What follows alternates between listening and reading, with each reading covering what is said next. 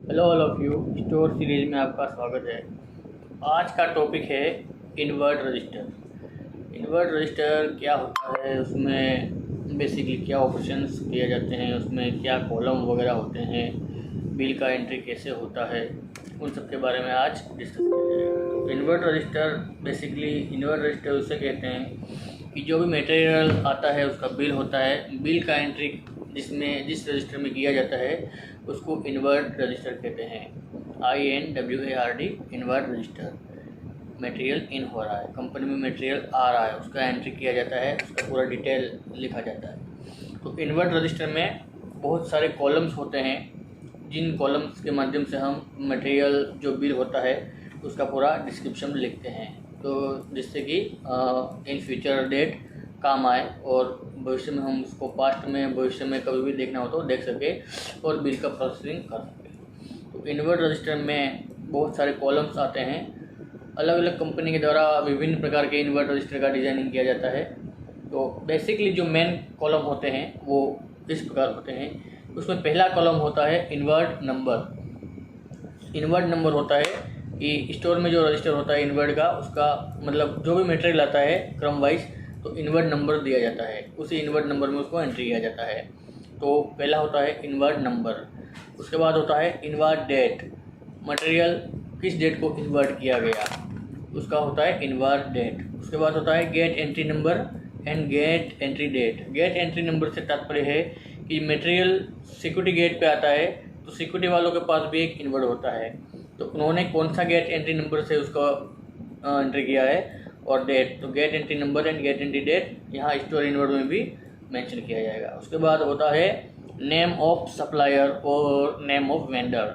कौन से वेंडर के थ्रू मटेरियल आया है तो उसका पूरा वेंडर नेम होता है, उसमें नेम ऑफ सप्लायर और नेम ऑफ वेंडर। उसके बाद होता है PO नंबर। अगर मटेरियल PO PR के थ्रू आया है, परचेस ऑर्डर, परचेस रिक्वेजिशंस, तो उसमें PO नंबर मेंशन किया जाता है कि इस PO नंबर के आधार पर ये मटेरियल इन्वर्ट हुआ है। और अगर PO नंबर के थ्रू मटेरियल नहीं आया है तो PO नंबर में डायरेक्ट लिख दिया जाता है, डायरेक्ट मटेरियल इन्वर्ट। उसके बाद होता है invoice date, invoice number. Invoice का डेट, बिल नंबर और बिल डेट लिखा जाता है।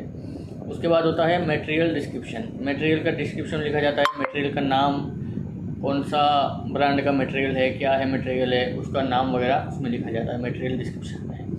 उसके बाद होता है यूनिट ऑफ मेजरमेंट। मटेरियल कौन से यूनिट में आया है, लीटर में आया है, किलो में आया है, मीटर में आया है, टन में आया है, मेट्रिक टन में आया है, etc। उसके बाद होता है मटेरियल कितनी क्वांटिटी में रिसीव हुआ है, मटेरियल इनवॉइस क्वांटिटी रिसीव्ड।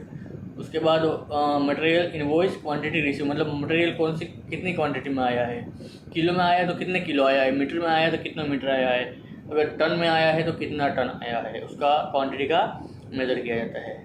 उसके बाद एक कॉलम होता है NR का मतलब रहता है नो मटेरियल रिजेक्टेड, मतलब मटेरियल को रिजेक्ट किया, लेकिन बहुत कम मटेरियल को रिजेक्ट करना पड़ता है क्योंकि मटेरियल क्वालिटी इंस्पेक्शन के द्वारा इंस्पेक्ट किया हुआ होता है। अगर उनको लगता है कि ये मटेरियल रिजेक्ट करना है तभी किया जाता है, तो उसका एक कॉलम दिया होता है कि मटेरियल को रिजेक्ट कितना किया गया, लेकिन बहुत कम होता है। उसके बाद आता है ट्रांसपोर्ट डिटेल। मटेरियल कौन से ट्रांसपोर्ट से आया है, वेंडर ने कौन से ट्रांसपोर्ट के थ्रू मटेरियल को वेंडर से कंपनी के ओर भेजा है। ट्रांसपोर्ट डिटेल अगर वेंडर का होगा तो उसका नाम आएगा, और अगर ट्रांसपोर्ट कंपनी के ऑप्शन में होगा तो कंपनी का ही नाम आएगा। उसके बाद होता है LR नंबर, लॉरी नंबर, मतलब मटेरियल जिस ट्रांसपोर्ट से आया, ट्रांसपोर्ट में कौन सा व्हीकल यूज हुआ, उसका नंबर वगैरह क्या है, तो LR नंबर शो किया जाता है। उसके बाद होता है SAP GRN नंबर। मटेरियल अगर PO PR के थ्रू आया है तो उसका GRN होगा, जो कि नेक्स्ट वीडियो में आपको बताएंगे GRN कैसे होगा, लेकिन यहाँ पे सिंपली बताते हैं GRN नंबर उसका एक जनरेट होता है जो कि SAP द्वारा होता है। तो उसमें SAP GRN number and invert number में इन्वर्ट रजिस्टर में शो करना होता है। उसके बाद होता है GRN डेट। मटेरियल को कौन सी तारीख में GRN किया गया उसका डेट भी मेंशन करना होता है।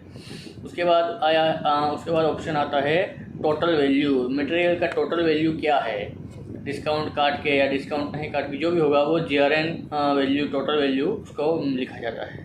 उसके बाद होगा मटेरियल रिमार्क्स। मटेरियल के बारे में और कुछ रिमार्क्स डालना है तो हम रिमार्क्स में उसको डाल सकते हैं। उसके बाद इन्वर्ट रजिस्टर में मटेरियल को किस पर्सन ने इन्वर्ट किया है उसका सिग्नेचर आएगा, like store supervisor, store executive, senior executive, जो भी स्टोर में जो भी पर्सन होगा तो उसके द्वारा मटेरियल को इन्वर्ट किया गया तो उसके द्वारा साइन किया जाएगा। तो इन्वर्ट के बारे में आपको जानकारी दी गई। Thank you.